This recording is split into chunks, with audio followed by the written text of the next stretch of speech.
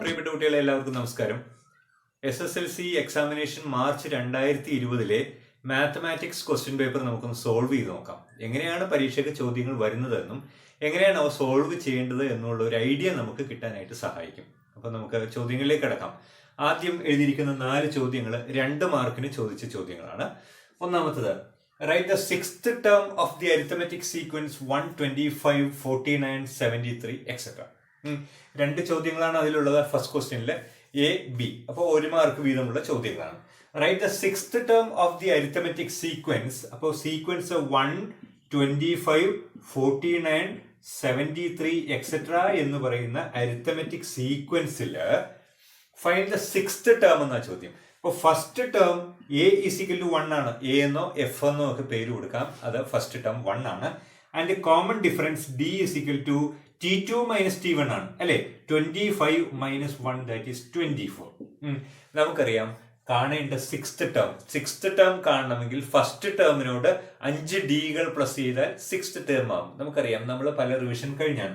So sixth term T6 = A + 5D, അതായത് 1 + 5 × 24. 1 + 5 × 24. ഇതെല്ലാം നിങ്ങൾ ചെയ്ത് നോക്കണം. കാരണം 1 + 5 6 ചെയ്തിട്ട് 6 × 24 ചെയ്ത് വെക്കരുത്. അതിനു വേണ്ടിയാണ് ഒന്ന് പ്രാക്ടീസ് ചെയ്യാൻ പറയുന്നത്. = 1 + 5 × 24 എത്രയാ? 4 5s are 20, 2 5s are 10, 120 + 1 121. So 121 is the sixth term. അപ്പോൾ ഒന്നാമത്തെ ആൻസർ 1 മാർക്കും. How many perfect square terms are there in the arithmetic sequence 97? ഇതാണ് സെക്കൻഡ് ക്വസ്റ്റ്യൻ. 97, 73, 49 എക്സെട്ര എന്ന് പറയുന്ന സമാന്തര ശ്രേണിയിൽ എത്ര പെർഫെക്റ്റ് സ്ക്വയേഴ്സ്, പൂർണ്ണവർഗങ്ങൾ ഉണ്ട് എന്നുള്ളതാണ് ചോദ്യം. അപ്പോൾ നമുക്ക് ഈ അരിത്തമെറ്റിക് സീക്വൻസ് ഒന്ന് എഴുതി നോക്കാം. 97, 73, 49. നെക്സ്റ്റ് ടേം ഏതാണ്? നെക്സ്റ്റ് ടേം എന്ന് പറഞ്ഞാൽ കോമൺ ഡിഫറൻസ് പ്ലസ് ചെയ്ത് പോകണം. ഇവിടെ കോമൺ ഡിഫറൻസ് എന്ന് പറഞ്ഞാൽ T2 - T1, ദാറ്റ് ഈസ് 73 - 97 ചെയ്താൽ -24 ആണ്. മനസ്സിലായല്ലോ? -24 ആണ്. അതായത് 24 കുറച്ച് പോകുന്നതാണ് sequence. So next term is 49 - 24. 49 - 24 എത്രയാണ്? 25. അത് കഴിഞ്ഞുള്ള ടേമോ 25 - 24 1. പിന്നെ എന്ത് പറ്റും? നെഗറ്റീവ് ആയി പോകും. നെഗറ്റീവ് നമ്പേഴ്സ് ഒരിക്കലും പെർഫെക്റ്റ് സ്ക്വയർ ആകില്ല, പൂർണ്ണവർഗങ്ങൾ ആകില്ല. So how many perfect square terms are there? എത്ര പൂർണ്ണവർഗങ്ങളുണ്ട്? 1 ഈസ് എ പെർഫെക്റ്റ് സ്ക്വയർ. 25 എന്ന് പറയുന്ന ഒരു പൂർണ്ണവർഗമാണ്. പിന്നെ ഏതാ? 49 പൂർണ്ണവർഗമാണ്. പിന്നെ ഇവിടെ ഒന്നും പൂർണ്ണവർഗമില്ല, ഇങ്ങോട്ട് ടേംസും ഇല്ല. സോ ഇതിന്റെ ആൻസർ ആയിട്ട് നമുക്ക് പറയാം 3 പെർഫെക്റ്റ് സ്ക്വയേഴ്സ്. 3 പൂർണ്ണവർഗങ്ങളാണ് ഈ ശ്രേണിയിൽ, സമാന്തര ശ്രേണിയിൽ ഉള്ളത്. ദെൻ തേർഡ് ക്വസ്റ്റ്യൻ നോക്കിയേ. chords AB and CD are intersecting at P. 2 ഞാണുകൾ ABCD എന്നീ ഞാണുകൾ P എന്ന ബിന്ദുവിൽ ഖണ്ഡിക്കുന്നു. AB = 10 cm, PB 4 cm. PB 4 ആണ്, AB 10 ആണ്. So AB 10 cm and PB = 4 cm. Therefore എന്താ? AP അല്ലെങ്കിൽ PA = 10 - 4, ദാറ്റ് ഈസ് 6 cm. ഇതൊക്കെ നമ്മൾ ഒരുപാട് ചെയ്തിട്ടുള്ളതാണ്. ഫോക്കസ് ഏരിയന്റെ ക്ലാസ്സുകളെല്ലാം കണ്ടിട്ടുള്ളവർ ഇത് ഓരോന്നും തനിയെ ചെയ്യാൻ തുടങ്ങിയിട്ടുണ്ട്. സോ നമുക്കിവിടെ ഒരു കാര്യം കൂടെ തന്നിട്ടുണ്ട്. എന്താണ്? PD 3 എന്ന് തന്നിട്ടുണ്ട്. ഇത് 3 cm തന്നിട്ടുണ്ട്. സോ എന്തെല്ലാം? PA × PB = PC × PD. PA എത്ര? 6 × PB എത്ര? 4 = PC. നമുക്ക് PC അറിയാമോ? PC ആണ് കണ്ടുപിടിക്കേണ്ടത്. PD എന്ന് പറയുന്നത് 3 ആണ്. So PC = 6 × 4/3. 6 × 4/3 ചെയ്താൽ എത്ര കിട്ടും? 8 cm എന്ന് ആൻസർ കിട്ടും. PC. നമ്മുടെ ചോദ്യം എന്താണ്? What is the length of PA? Find the length of PB. നമ്മൾ PA കണ്ടുപിടിച്ചു, PCയും കണ്ടുപിടിച്ചു. ആൻസർ ചെയ്തതിന് ശേഷം ഓടിച്ചൊന്ന് ക്വസ്റ്റ്യൻ നോക്കുക. നമുക്ക് ക്വസ്റ്റ്യനിൽ ചോദിച്ച കാര്യങ്ങളെല്ലാം ആയോ ഒന്ന് ചെക്ക് ചെയ്യുന്നത് നല്ലതായിരുന്നു. അപ്പൊ ഇതിന്റെ ആൻസറും കിട്ടി, വീണ്ടും കിട്ടിയല്ലോ 2 മാർക്ക്. ഇതെല്ലാം നിങ്ങളെ കൊണ്ട് ചെയ്യാൻ സാധിക്കുന്ന പ്രോബ്ലംസ് ആണ്. Next, then write the polynomial P of x is equal to x² - 4 as A product of two first degree polynomials, രണ്ട് ഒന്നാം കൃതി പോളിനോമിയലുകളുടെ ഗുണനഫലമാക്കി എഴുതുക എന്നോ ഫാക്ടറൈസ് അല്ലെങ്കിൽ ഘടകക്രിയ ചെയ്യുക എന്ന് ചോദിച്ചാൽ നമുക്ക് ഇത് തന്നെയാണ് ആൻസർ. എന്ത് എക്സ് സ്ക്വയർ മൈനസ് 4 എന്ന് വെച്ചാൽ എക്സ് സ്ക്വയർ മൈനസ് 2 സ്ക്വയർ ആണ്. So a square minus b square is equal to a plus b into a minus b. അപ്പോൾ x plus 2 into x minus 2 is the product of two first degree polynomials. നമ്മൾ x square minus 4നെ എഴുതിയിരിക്കുന്നു. അപ്പൊ അതിന്റെ answer കിട്ടിയല്ലോ. Then next question നോക്കാം. Find the slope of the line parallel to the line joining A35 and B812. A35 B812 ഈ രണ്ട് ബിന്ദുക്കളെ യോജിപ്പിച്ചു വരയ്ക്കുന്ന വരയ്ക്ക് സമാന്തരമായ വരയുടെ ചരിവ് എന്തെന്നാ ചോദ്യം. അപ്പോ slopes of all lines, all parallel lines are equal എന്ന് നമ്മൾ പഠിച്ചിട്ടുണ്ട്. സമാന്തര വരകളുടെ എല്ലാം ചരിവ് സെയിം ആണ്. അപ്പോൾ നമുക്ക് പറയാം ഈ വരയുടെ സ്ലോപ്പ് എ ബിയുടെ സ്ലോപ്പ് തന്നെയാണ്. Slope of line is equal to slope of a b എന്താണ് y2 minus y1 by x2 minus x1 ആണ് സ്ലോപ്പ് കാണാനുള്ള ഇക്വേഷൻ. നമുക്കറിയാം ഇതിനെ x1 y1 എന്നും ഇതിനെ x2 y2 എന്ന് വിളിച്ചാൽ 12 minus 5 by 8 minus 3, that is 7 by 5. So 7 by 5 is the slope of line which is parallel to AB. അങ്ങനെ എഴുതാം. എ ബിക്ക് സമാന്തരമായ വരയുടെ ചരിവ് സമം 7/5 എന്ന് എഴുതാം. എല്ലാം കിട്ടിയല്ലോ. അടുത്തതായി നമ്മൾ ചെയ്യുന്നത് 3 മാർക്കിന്റെ ഏതാനും ചോദ്യങ്ങളാണ്. ചോദ്യം നോക്കിയേ. Right the first term and CD of the arithmetic sequence whose algebraic form is 3n + 5. ബീജഗണിത രൂപം 3n+5 ആയ സമാന്തര ശ്രേണിയുടെ ആദ്യ പദവും പൊതുവ്യത്യാസവും കാണുക എന്നുള്ളതാണ് ആദ്യത്തെ ചോദ്യം. അപ്പോ ഓൾജിബ്രിക് ഫോം എന്ന് പറയുന്നത് നമ്മൾ an എന്നോ tn എന്നൊക്കെ എഴുതാട്ടോ.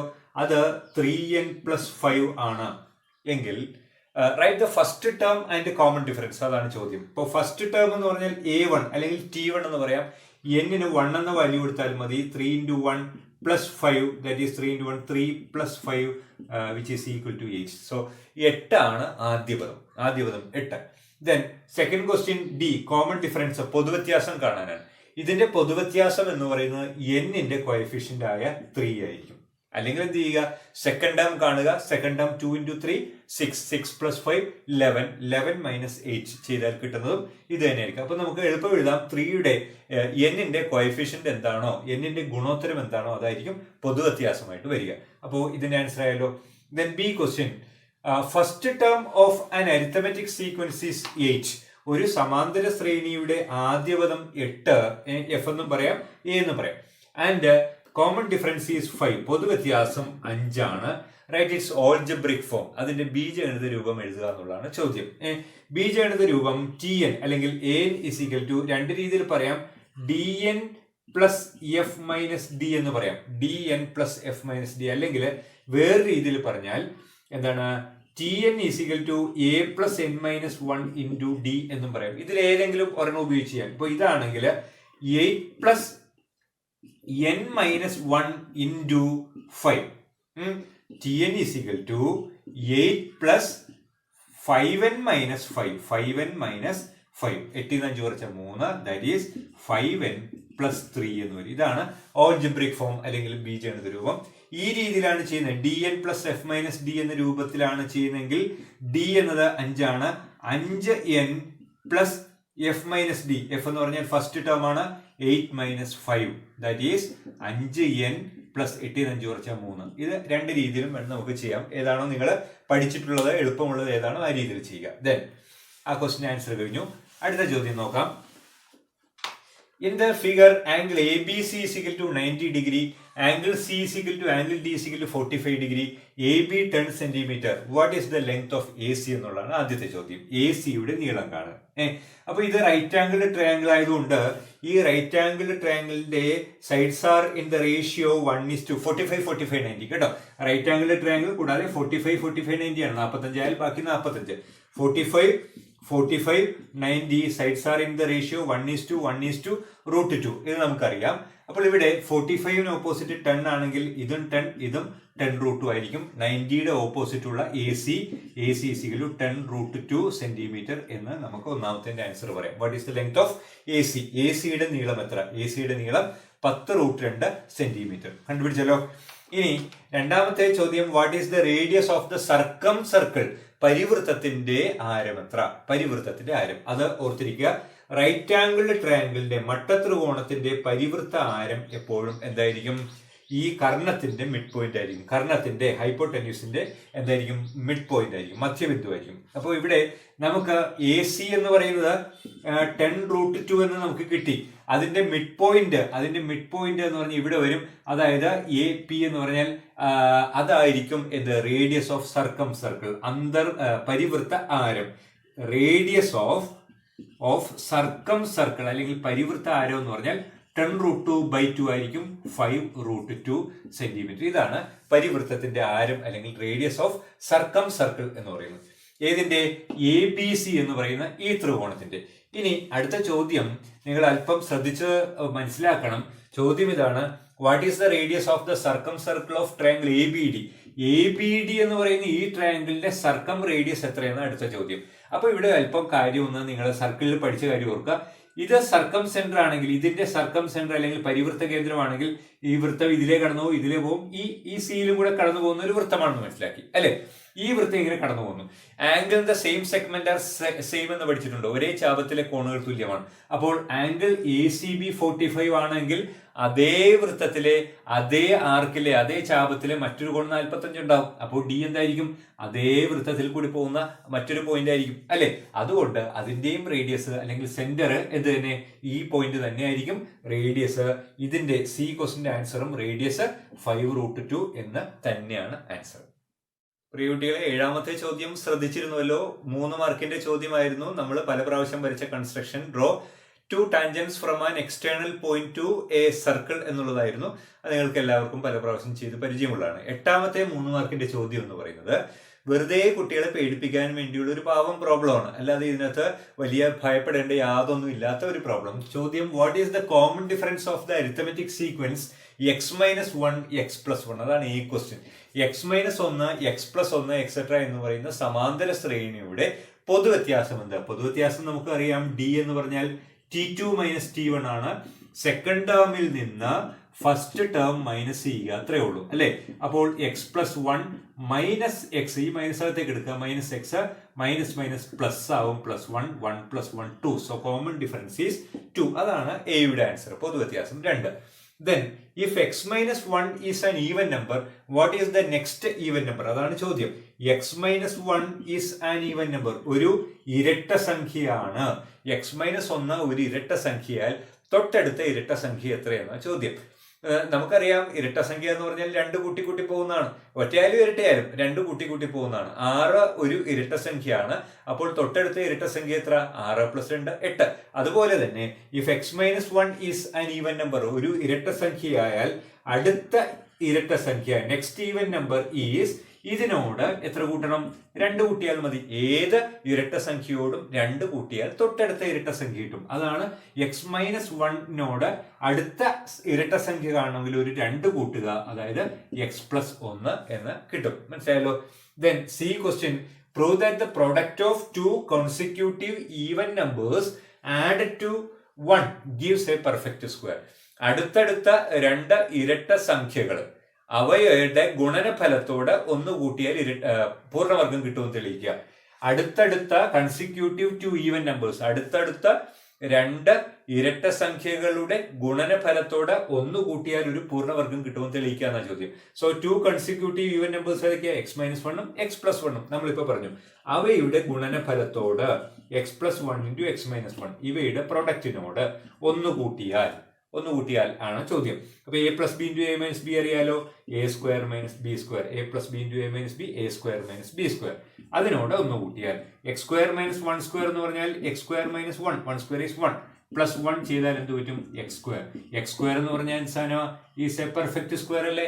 x² is a perfect square, ഒരു പൂർണ്ണവർഗമാണ്. അപ്പോൾ നമ്മൾ സി ക്വസ്റ്റിന്റെയും ആൻസർ ചെയ്തു. 9ാമത്തെ ചോദ്യം ഇതുകൂടി ചെയ്തുകൊണ്ട് നമുക്ക് ഇന്നത്തെ ക്ലാസ് തൽക്കാലം അവസാനിപ്പിക്കാം. ഇതിന്റെ തുടർച്ചയായിട്ടുള്ള ചോദ്യങ്ങളുടെ ഉത്തരങ്ങളൊക്കെ അടുത്ത ക്ലാസ്സിൽ നിങ്ങൾക്ക് തരുന്നതാണ്. ചോദ്യം, in the figure ABCD is a square. ചിത്രത്തിൽ ABCD ഒരു സമചതുരമാണ്. Its diagonals are parallel to the coordinate axis. അതിന്റെ വികരണങ്ങൾ കോർഡിനേറ്റ് ആക്സിസിന് XY അക്ഷങ്ങൾക്ക് സമാന്തരമാണ്. AC is equal to 6 centimetre. AC യുടെ നീളം 6 സെന്റിമീറ്റർ ആയാൽ find the coordinates of BC and D face equal to 3, 2. എയുടെ സൂചക സംഖ്യകൾ 3, 2 ആയാൽ BCD കാണുക എന്നുള്ളതാണ് ചോദ്യം. ഇവിടെ സ്ക്വയർ എന്ന് പറഞ്ഞിട്ടുണ്ട്. സ്ക്വയറിന്റെ പ്രോപ്പർട്ടി ഓർക്കുക, ഓൾ സൈഡ്സ് ആർ ഈക്വൽ, കൂടാതെ ഡയഗണൽസ് ആർ ഈക്വൽ. സമചതുരത്തിന്റെ വികരണങ്ങൾ തുല്യമാണ് എന്ന് വെച്ചാൽ AC യുടെ നീളം 6 ആണെങ്കിൽ AC ഈസ് ഈക്വൽ ടു എന്ത് തന്നെ, BD യും എത്ര തന്നെ, 6 സെന്റിമീറ്റർ തന്നെ. AC യും BD യും 6 ആണ്. ഇനി എയുടെ സൂചക സംഖ്യകൾ കോർഡിനേറ്റ്സ് ഓഫ് A ഈസ് 3, 2 എന്ന് തന്നിട്ടുണ്ടല്ലോ. കൂടാതെ AC is parallel to the x axis. x ആക്സിസിന് പാരലാണ്, അല്ലാതെ ഇത് എക്സും ഇത് വൈയും എന്നല്ല പറഞ്ഞിരിക്കുന്നത്. x അക്ഷത്തിന് സമാന്തരമാണ്. x അക്ഷത്തിന് സമാന്തരമായ വരയിലെ ബിന്ദുക്കളുടെ y നിർദ്ദേശാങ്കങ്ങൾ തുല്യമാണ് എന്നുള്ളത് നമുക്കറിയാവുന്ന കാര്യമാണ്, അല്ലെ? അപ്പോ ഈ 3, 2 എന്നുള്ളത് ഇത് x ആക്സിസിന് സമാന്തരമായതുകൊണ്ട് 3 എന്നത് 6 പോയിന്റ് വലത്തോട്ട് പോകണ്ടേ? BD 6 ആയതുകൊണ്ട്, AC 6 ആയതുകൊണ്ട് 6 പോയിന്റ് വലത്തേക്ക് പോകുമ്പോൾ C എന്നതിന്റെ എക്സ് കോർഡിനേറ്റ് 3 + 6 9 ആവോ? ആകില്ലേ? കാരണം ഈ നീളം എത്രയാണ്? 6 ആണ്. അപ്പോൾ 3 എന്ന എക്സ് കോർഡിനേറ്റ്, എക്സ് സൂചക സംഖ്യ 3 + 6 9 ആകും. കൂടാതെ എക്സ് ആക്സിസിന് സമാന്തരമായ വരയിലെ ബിന്ദുക്കളുടെ സൂചക സംഖ്യകളുടെ y സൂചക സംഖ്യ സെയിം ആയിരിക്കും, മാറ്റമില്ല എന്ന് പറഞ്ഞു. So the C coordinates of C is എത്ര? 9, 2 എന്ന് നമുക്ക് പറയാം. മനസ്സിലായല്ലോ എങ്ങനെയാന്ന്? ഇനി ഈ മിഡ് പോയിന്റ് ഏതായിരിക്കും എന്ന് പറയാവോ?